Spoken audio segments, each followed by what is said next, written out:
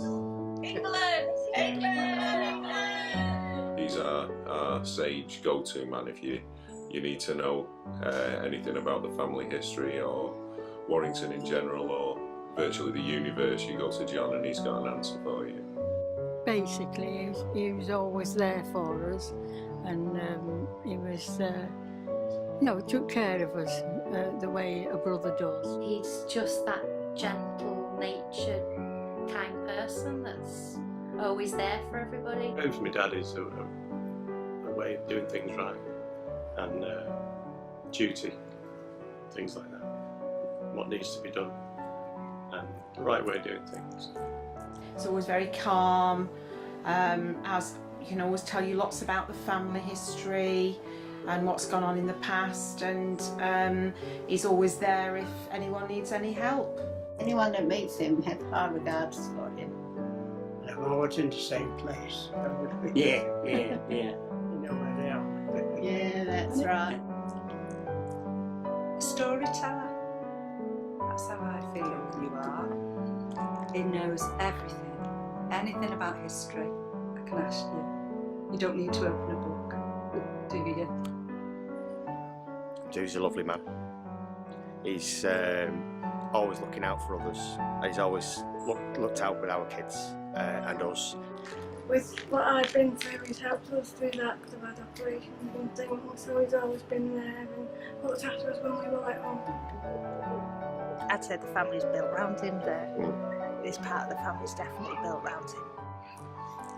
Thank you for coming, Uncle John. That's the most important part. Okay. That we're all here together. Absolutely. That whenever we can all get together. That's right. That's the most important thing, family. And you're at the head of the table.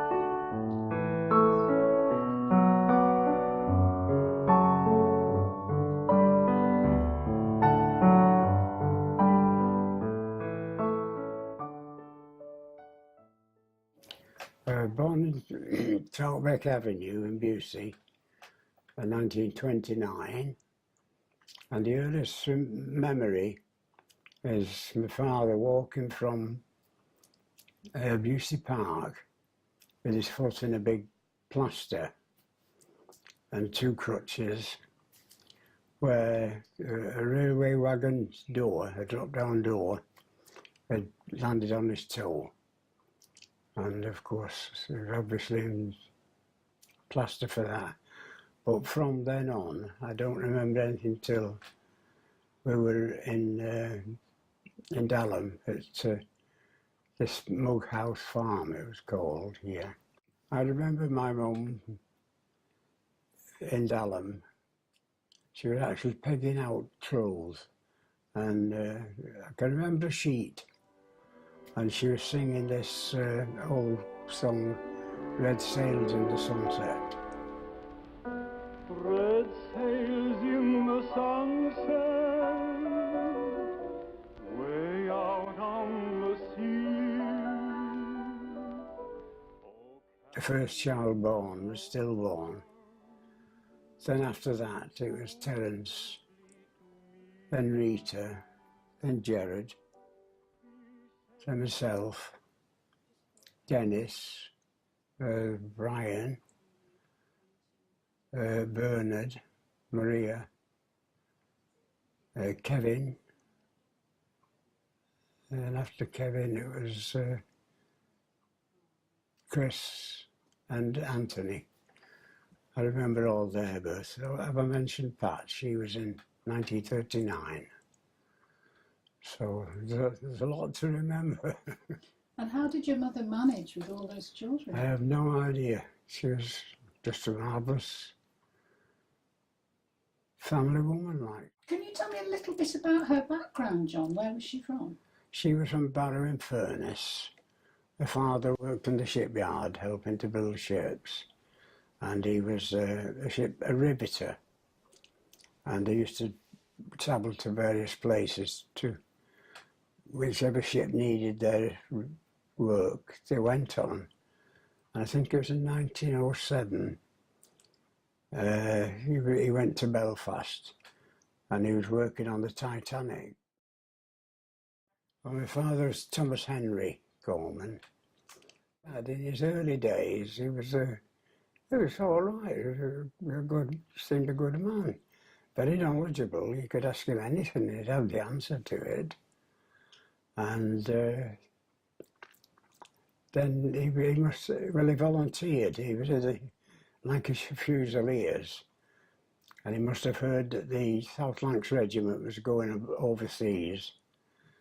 So he changed from the Lancashire Fusiliers to the South Lancs 2nd Battalion.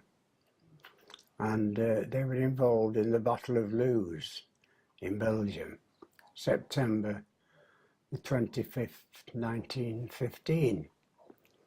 And he was only 19 years of age. And as he recalls it and tells it, he heard this officer shouting, "Help, help, English." So he went out and fetched that man to safety. And then he went back with hand grenades. We know them as hand grenades now, but they were called bombs in his day. He went out with bombs and he was throwing the bombs, and he managed to rescue 10 other men to got them back to the British lines for safety. And all the time, apparently, they were being shot at, and they seemed to get one wound in his ankle out of it. So that was quite an achievement. And then, of course, he got the Distinguished Conduct Medal. But he was recommended for a Victoria Cross.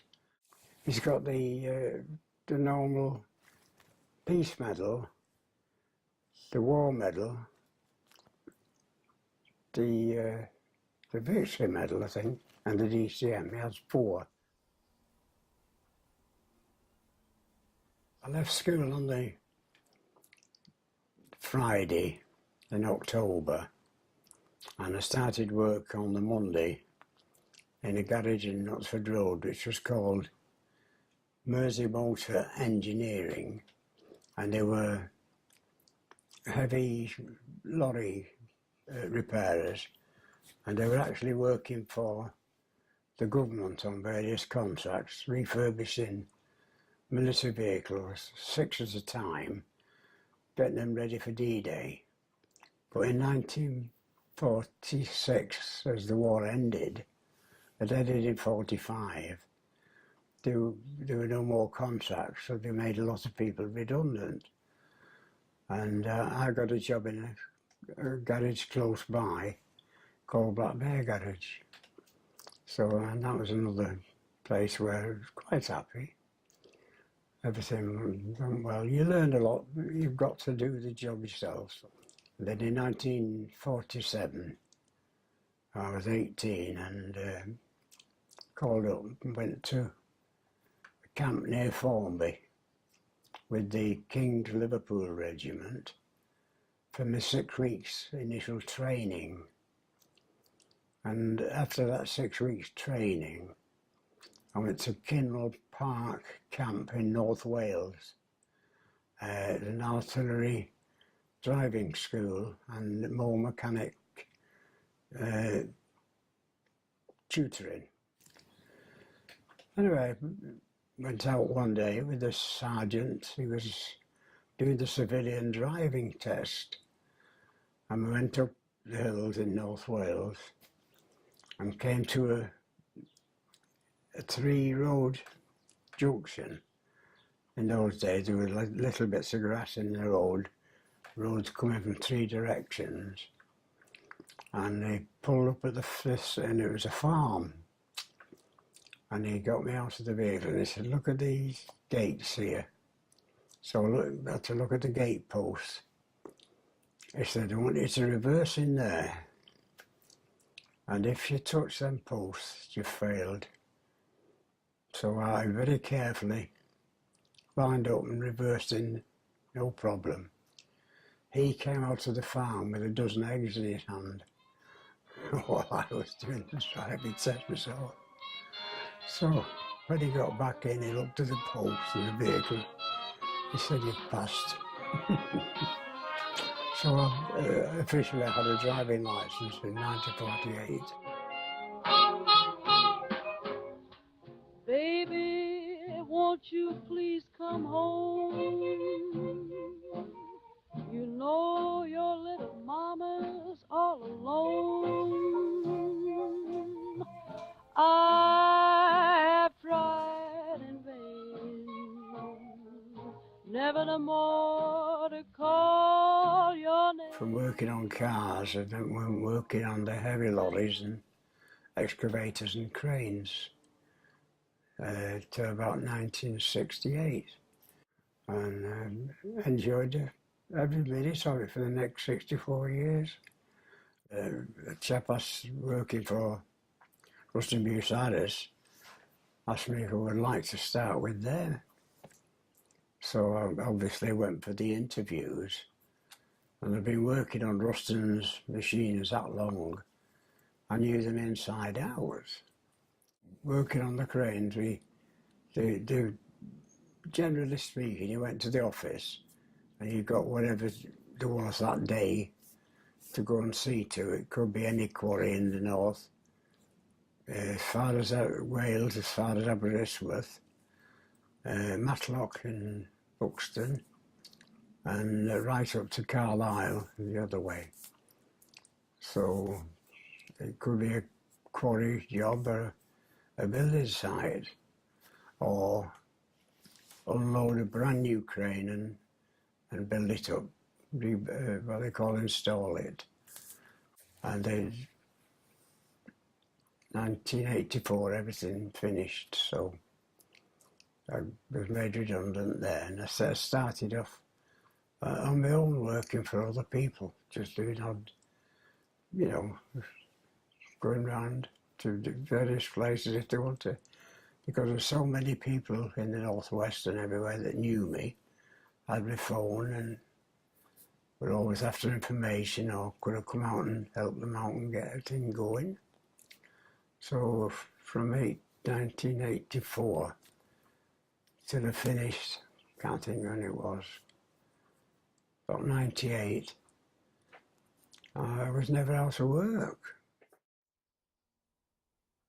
I met my wife Sheila in 1950, I think it would be, or 51. And she was organising something for the church, what they called a beetle drive in those days, in the parish hall. As I walked through the door, and she walked towards me with these tickets, and a beaming smile, and a beautiful smile, and I fell for her straight away, no trouble at all.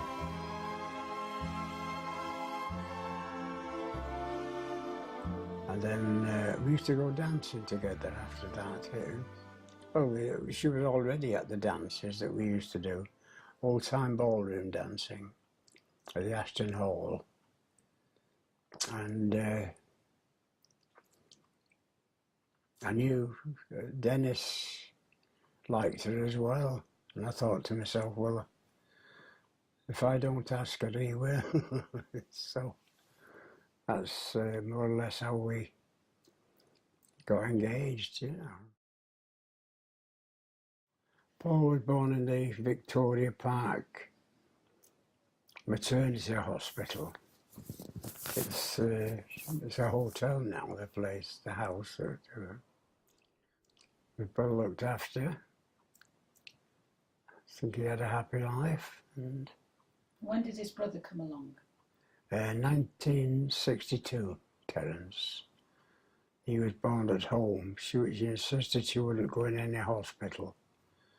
After being, it must have been traumatic in this Victoria Park thing. Nobody seemed to like it. Too regimental in those days.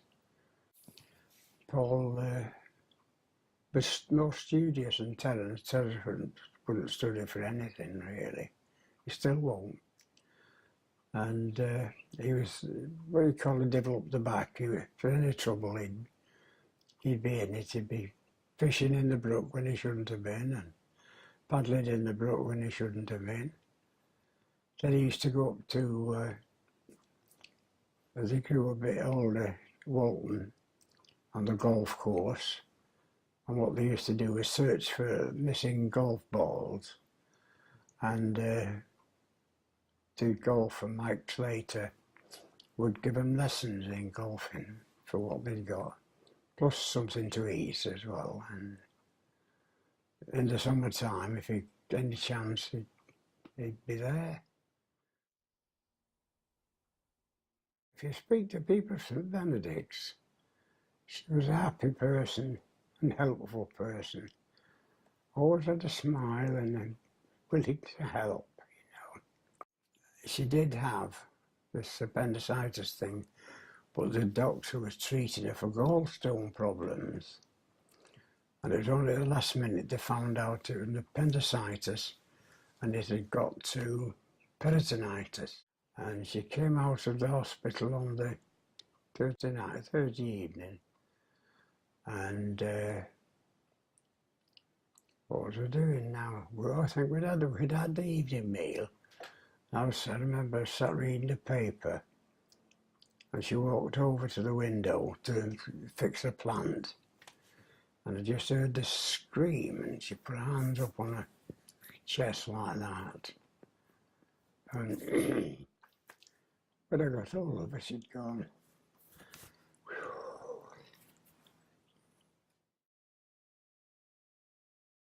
Do you have a song or a piece of music that reminds you of your wife? She did like South Pacific and all the music that was like that in those days, you know.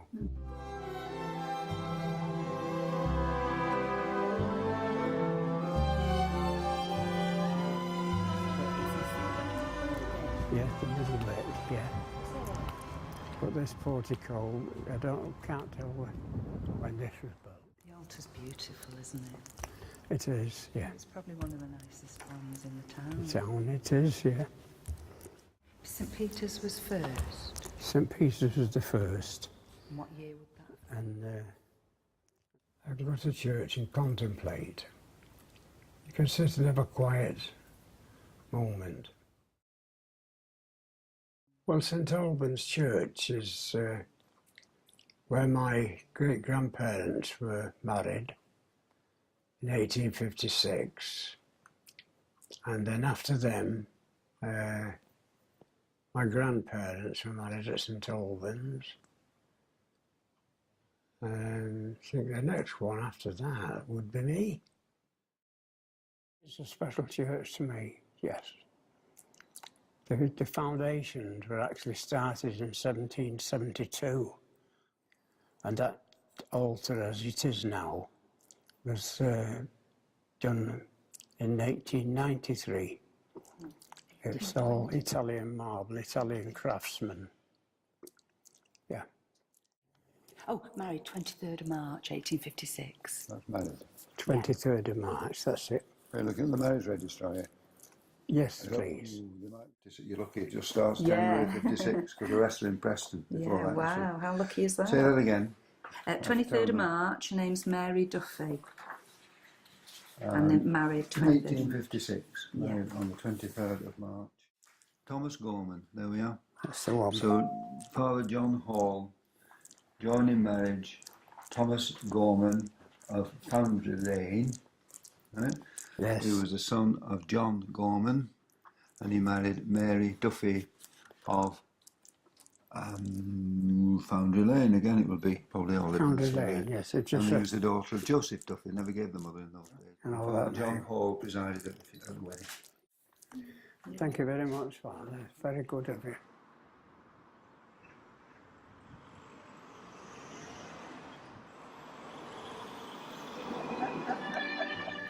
Socialising is dancing Monday and Tuesday, and sometimes we go out for a meal at the weekends, Joyce and I. So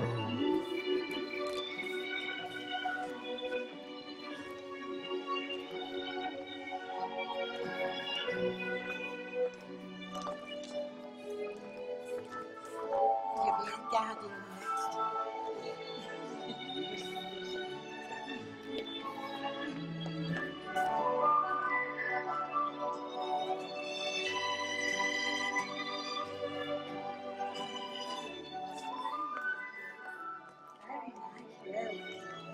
Well, I'm Joyce Bloomfield, and I've danced all my life.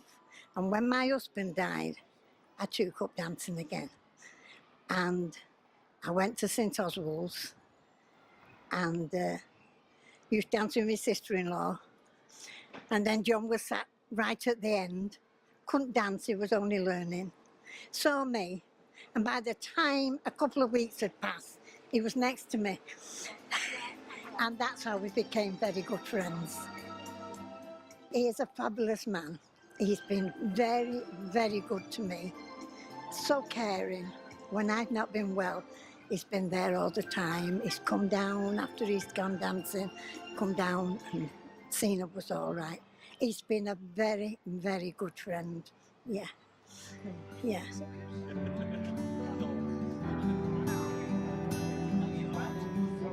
What did it feel like to be in that massive big family picture? oh, very good. It is it's wonderful to be with everybody and see everybody's so happy and glowing, you know, it's great. Really very good, yeah. What do you want to say? What do you want to pass on? What's the biggest life lessons that you've learnt? Well, be kind to everybody, help everybody, and just be happy in what you're doing and that sort of thing. But just respect people, and as you would like to be respected yourself, and you have no trouble then.